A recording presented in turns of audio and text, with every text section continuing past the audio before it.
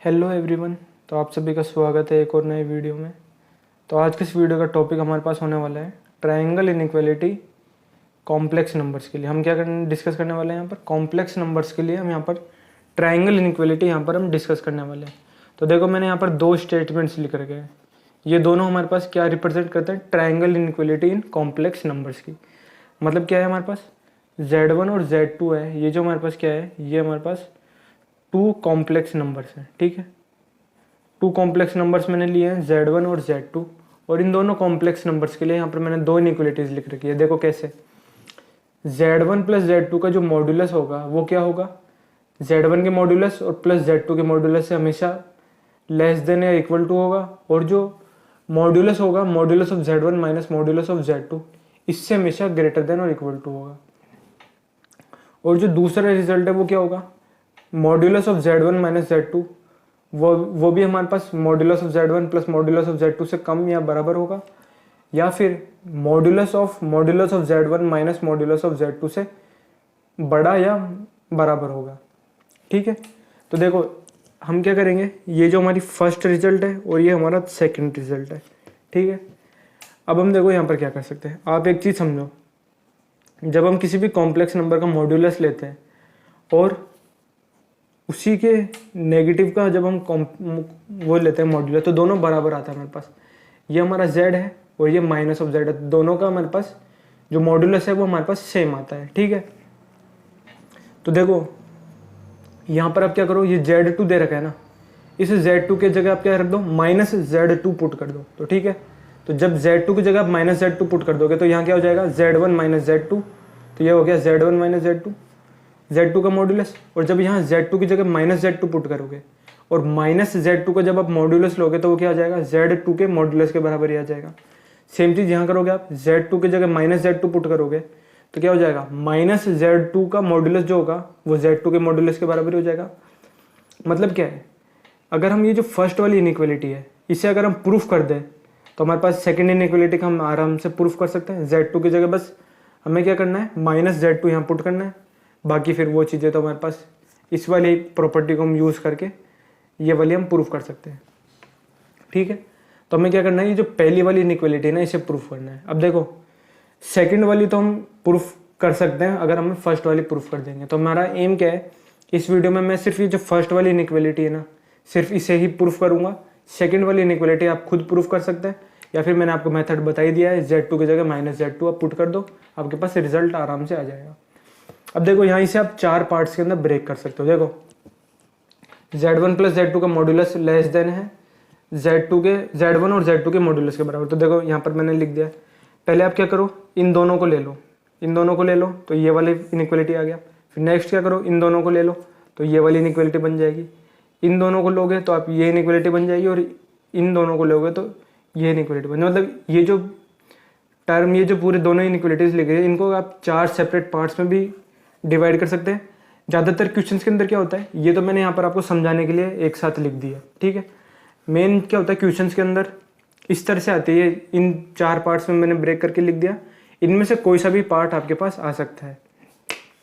एक और चीज़ मैं आपको बता देता हूँ, आप इसे वेक्टर्स की तरह भी ट्रीट कर सकते हैं। ए वेक्टर प्लस बी वेक्टर हमेशा क्या होता है, जो मॉड्यूलस ऑफ ए वेक्टर होता है, मतलब जो वेक्टर्स के अंदर जो होता है ना ट्रायंगल इनइक्वालिटी लगा सकते हैं, उनसे भी आप इसे कंपेयर कर सकते हैं।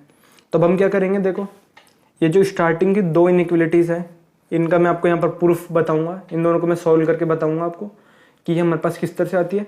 बाद की ये जो दो है ये आप खुद कर सकते हैं, मैंने आपको मेथड बता ही दिया है, Z2 को आप माइनस Z2 से रिप्लेस कर दीजिए। तो अब देखते हैं हम इन दोनों इनइक्वालिटीज़ को हम यहाँ पर कैसे प्रूफ करते हैं। ठीक है, तो देखो पहली इनइक्वालिटी हमारे पास क्या है, modulus of Z1 plus modulus of Z2 वो हमारे पास लेस देन और इक्वल टू आता है modulus of Z1 plus modulus of Z2 के बराबर से लेस देन आता है। मतलब तो इसको प्रूफ करने के लिए हम यहाँ पर दो रिजल्ट्स यहाँ पर कॉम्प्लेक्स नंबर के, ये देखो यहाँ पर मैंने दो रिजल्ट्स लिख रखे हैं, इन दोनों रिजल्ट्स को हम यहाँ पर यूज़ करेंगे। ये दो रिजल्ट्स आप एक बार देख लो क्या है, किसी भी कॉम्प्लेक्स नंबर Z को अगर हम उसके कॉन्जुगेट से मल्टीप्लाई करें, ये Z है और ये उसका कॉन्जुगेट है। ठीक है, मतलब कॉन्जुगेट क्या होता है, आयोटा को आप माइनस आयोटा से रिप्लेस कर दो तो वो हमारे पास कॉन्जुगेट बन जाता है उसका। तो Z इंटू Z कॉन्जुगेट क्या होता है, मॉड्यूलस ऑफ z का होल स्क्वायर होता है, ठीक है। और z1 प्लस z2 का होल कॉन्जुगेट जब हम लेते हैं ना, तो आप क्या कर सकते हो, सिंपली z1 का कॉन्जुगेट प्लस z2 का कॉन्जुगेट ले सकते हैं। तो इन दोनों आइडेंटिटीज को यूज करते हुए हम इस इनइक्वालिटी को यहाँ पर अब हम प्रूफ करते हैं। देखो कैसे करेंगे। मैं ले रहा हूँ z1 प्लस z2 का मॉड्यूलस का होल स्क्वायर ले रहा हूँ मैं। अब ये वाली जो इनइक्वालिटी है ना, इसे मैं इस वाला जो ये वाला रूल है ना, इसको पहले यूज कर रहा हूँ, ठीक है। कैसे, मॉड्यूलस ऑफ z का होल स्क्वायर वो क्या होगा, z इंटू जेड कॉन्जुगेट के बराबर होगा। तो modulus of z1 plus z2 का होल स्क्वायर क्या होगा, वो क्या होगा, z1 plus z2 into z1 plus z2 का होल कॉन्जुगेट, ठीक है। इस तरह से हो गया। अब ये जो देखो z1 प्लस z2 का होल कॉन्जुगेट बन रहा है, तो इसके अंदर आप क्या कर सकते हो, ये जो वाला रिजल्ट है सेकंड वाला, ये अप्लाई कर दो। तो modulus of z1 plus z2 का होल स्क्वायर हो गया z1 plus z2 plus z1 conjugate plus z2 conjugate.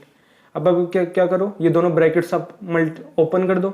तो देखो z1 इंटू z1 कॉन्जुगेट होगा, z1 इंटू z2 कॉन्जुगेट होगा, फिर z2 इंटू z1 कॉन्जुगेट होगा, और फिर z2 इंटू z2 कॉन्जुगेट होगा।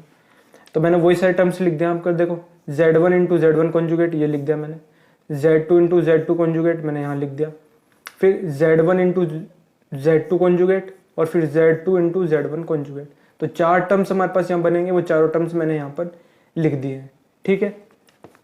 अब देखो z1 इंटू z1 कॉन्जुगेट क्या हो जाएगा हमारे पास। मैं एक बार इसमें से और चीज़ें एक्सप्लेन कर देता हूँ। देखो फर्स्ट टर्म, सेकंड टर्म और थर्ड टर्म, इन तीनों टर्म्स को एज इट इज रहने दो। ये जो फोर्थ वाला टर्म है ना, इसके अंदर हम देखो क्या करते हैं, जो फोर्थ वाला टर्म है इसके अंदर हम प्रॉपर्टी लगा देते हैं। मैं एक और प्रॉपर्टी यहाँ पर लिख देता हूँ।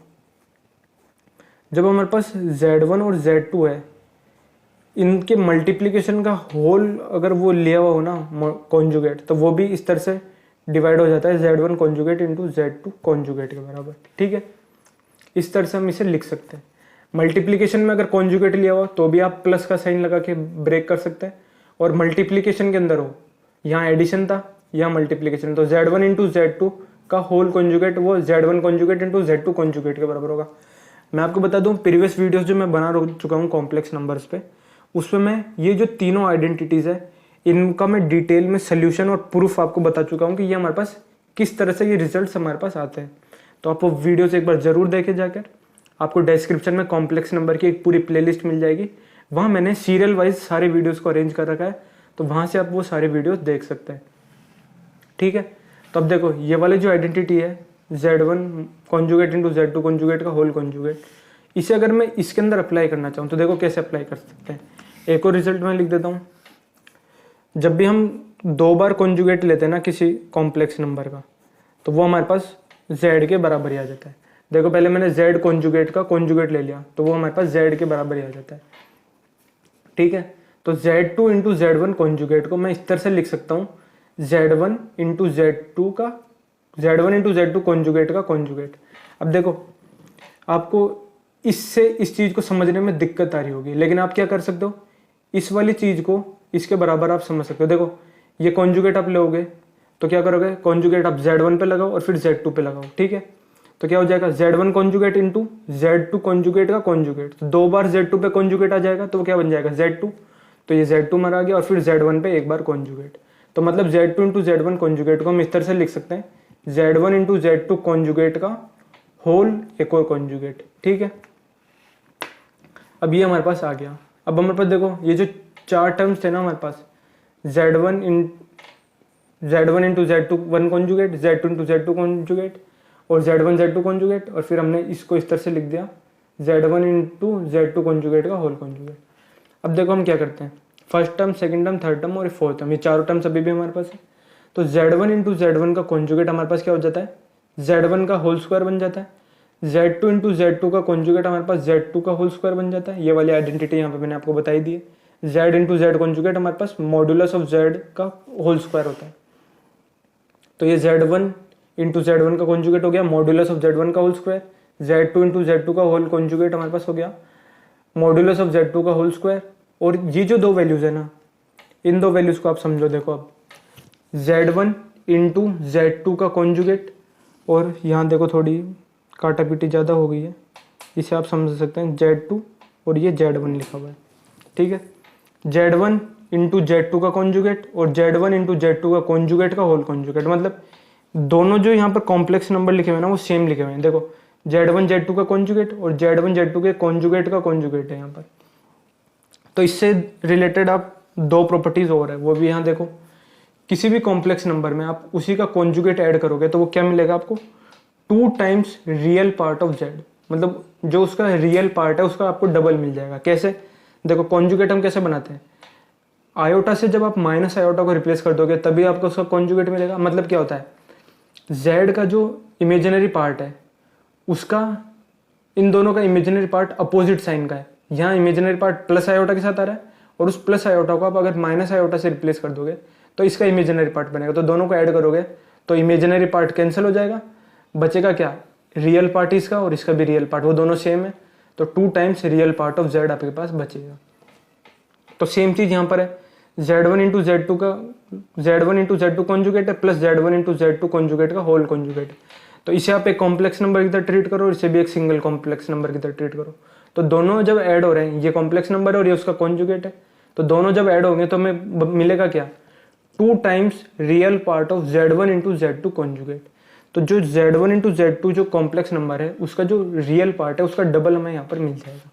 ठीक है, फिर एक और चीज समझो, किसी भी कॉम्प्लेक्स नंबर का जो रियल पार्ट है, मॉड्यूलस हमारे पास क्या होता है, अगर मैं लिखूँ मॉड ऑफ Z वो होता है हमारे पास रूट में a square plus B square के बराबर होता है। ठीक है, तो जो रियल पार्ट ऑफ Z होता है वो हमारे पास क्या होता है, मॉड्यूलस से कम ही होता है। रियल पार्ट को आप a की तरह ट्रीट कर सकते हो, तो a तो हमेशा square root of a square plus B square से छोटा ही होगा हमेशा।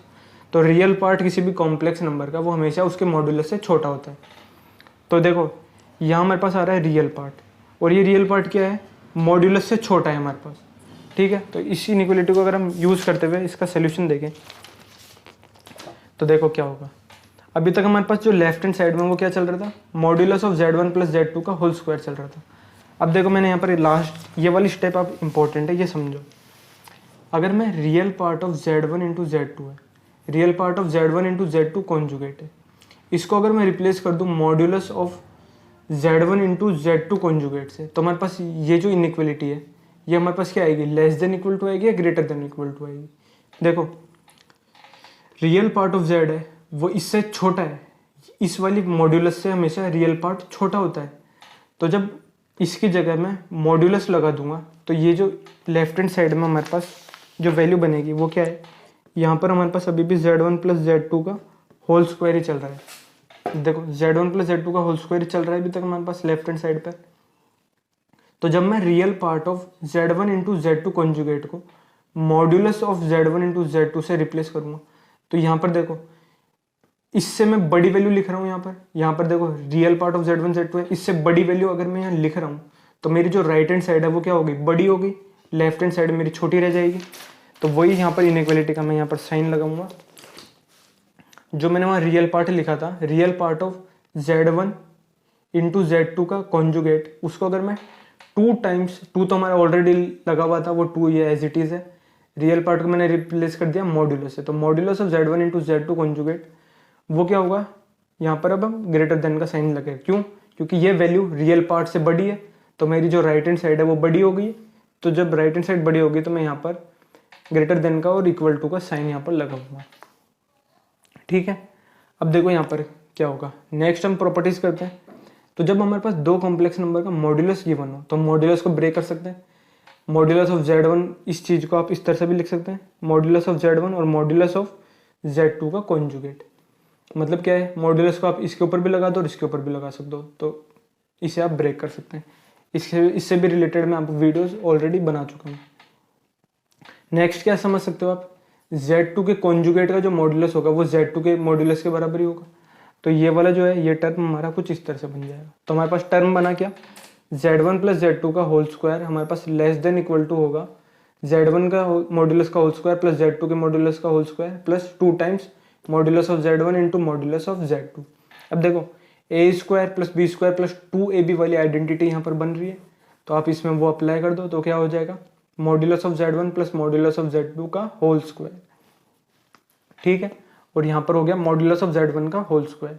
अब देखो इधर भी होल स्क्वायर है और इधर भी होल स्क्वायर है, तो जब आप होल स्क्वायर यहाँ पर दोनों साइड कैंसिल करोगे तो हमारे पास क्या आ जाएगा, modulus of Z1 plus Z2 का आ जाएगा यहाँ पर, और यहाँ पर लेस देन का साइन हमारा एज इट इज़, और यहाँ पर आ जाएगा Z1 प्लस Z2 का मॉड्यूलस हमारे पास आ जाएगा। तो देखो ये हमारे पास जो फर्स्ट रिजल्ट था हमने यहाँ पर प्रूफ कर दिया, ये हमारे पास ट्रायंगल इनइक्वालिटी हो गई कॉम्प्लेक्स नंबर की। Z1 plus Z2 less then modulus of Z1 plus modulus of Z2। अब मैंने आपको इसका नाम ट्रायंगल इनइक्वालिटी बताया, मैं चाहता तो इससे मैं ट्रायंगल बना के भी बता सकता था आपको, पर ये वाला मेथड थोड़ा ईजी है। ट्रायंगल के अंदर क्या है, अगर आप ट्रायंगल से रिलेटेड अगर आपको कोई क्वेश्चन आ जाएगा ना, तो आप, मैंने जैसे यहाँ पर आपको बताया है, जैसे कॉम्प्लेक्स नंबर्स की मैंने यहाँ पर ये जो प्रॉपर्टीज़ है मल्टीपल प्रॉपर्टीज़ को यूज़ करते हुए बताया। तो अगर आपके पास कोई क्वेश्चन आता है, उसके अंदर कोई प्रॉब्लम या कोई आइडेंटिटी यूज़ हो गई, तो आप उस क्वेश्चन के अंदर आप वहाँ पर प्रॉब्लमेटिक हो सकता है, वहाँ पर आप उसके सोल्यूशन नहीं निकाल सकते। तो आप सारी आइडेंटिटीज़ को यूज़ करते हुए अगर इसे डेराइव करेंगे तो आपके पास आपको बेटर अंडरस्टैंडिंग मिलेगी। नेक्स्ट हम अब सेकेंड वाली आइडेंटिटी देखते हैं। Modulus of Z1 plus Z2 हमारे पास ग्रेटर देन होता है, वो किससे, modulus of Z1 minus modulus of Z2। इसके ऊपर मैं मॉड लगाना चाहूँगा, यहाँ पर एक मॉड भी लगता है, ठीक है। इसे हम देखिए कैसे देखेंगे।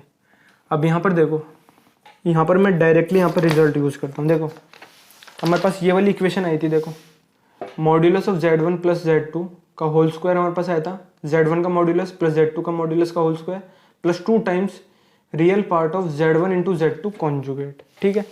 तो ये वाली जो इक्वेशन है मैं इसे डायरेक्टली यहाँ पर लिख लेता हूँ। तो देखो मैंने यहाँ पर लिख दिया ये वाली इक्वेशन, मॉड्यूलस ऑफ Z1 का whole square plus modulus of Z2 का whole square plus 2 times real part of Z1 into Z2 का कॉन्जुगेट। अब इसके अंदर एक चीज़ समझो आप, जो हमारे पास रियल पार्ट ऑफ Z है वो हमारे पास क्या होगा, Z के मॉड्यूलस से छोटा होगा, लेकिन माइनस Z का जो मॉड्यूलस है उससे तो बड़ा होगा हमारे पास जो रियल पार्ट है उसका Z का। तो इसी इनइक्वालिटी को मैं समझो, यहाँ पर देखो रियल पार्ट ऑफ Z है वो क्या है, minus of modulus of Z से बड़ा है। रियल पार्ट ऑफ Z है वो नेगेटिव ऑफ Z के मॉड्यूलस से बड़ा है। तो अगर मैं यहाँ देखो real part of Z1 into Z2 है, इसे अगर मैं रिप्लेस कर दूँ किससे, मॉड्यूलस से, इसे अगर मैं रिप्लेस कर दूँ मॉड्यूलस से, modulus of Z1 into Z2 conjugate से, इसका मतलब क्या है, मैंने रियल पार्ट की इससे छोटी वैल्यू से रिप्लेस करा है। तो मतलब क्या है, मेरा राइट हैंड साइड क्या हो गया, छोटा हो गया, क्योंकि real part of Z1 into Z2 है, उससे छोटी वैल्यू होती है नेगेटिव मॉड्यूलस ऑफ Z1, ठीक है। तो जब मैं रियल पार्ट को उससे छोटी वैल्यू से रिप्लेस कर रहा हूँ तो यहाँ पर बराबर है, मतलब इस तरफ मैंने एक छोटी वैल्यू रख दी, तो मतलब क्या है, राइट हैंड साइड जो है मेरी है वो और भी छोटी हो गई। तो यहाँ पर जो इनइक्वालिटी का साइन लगेगा वो लेस देन का लगेगा। तो देखो वही मैंने यहाँ पर लेस देन का साइन है इस वाली इक्वेशन में ना बता के मैं आपको यहाँ बता देता हूँ। तो देखो modulus of Z1 plus Z2 का होल स्क्वायर, यहाँ पर मैंने लेस देन और इक्वल टू का साइन लगाया, modulus of Z1 plus modulus of Z2 का whole square minus 2 times modulus of Z1 minus Z2। यहाँ पर मैंने नेगेटिव का साइन लगाया और मॉड्यूलस में Z1 इंटू Z2 कॉन्जुगेट लगाया। एक बार आप वापस इसे समझ लीजिए, रियल पार्ट जो होता है ना वो हमेशा बड़ा होता है किससे, minus times modulus of Z से। इसका मतलब क्या है, इस रियल पार्ट की जगह अगर मैं मॉड्यूलस लगाऊं तो मतलब क्या है, रियल पार्ट को मैंने एक छोटी वैल्यू से रिप्लेस करा। तो जब मैंने यहाँ पर इस वाले टर्म में इस वैल्यू को इससे छोटी वैल्यू से रिप्लेस कर दिया, तो मतलब क्या है, यहाँ इक्वल का साइन है और मैंने राइट हैंड साइड में एक छोटी वैल्यू को रिप्लेस कर दिया, इसको छोटी वैल्यू से रिप्लेस कर दिया। तो मतलब क्या है, जो मेरा राइट हैंड साइड है वो अब क्या हो गया, डिक्रीज हो गया, और लेफ्ट हैंड साइड तो हमारा एज इट इज ही है। तो यहाँ पर जो इनइक्वालिटी का साइन लगाऊंगा मैं ऐसा लगाऊंगा, मतलब लेस देन वाला लगाऊंगा यहाँ पर।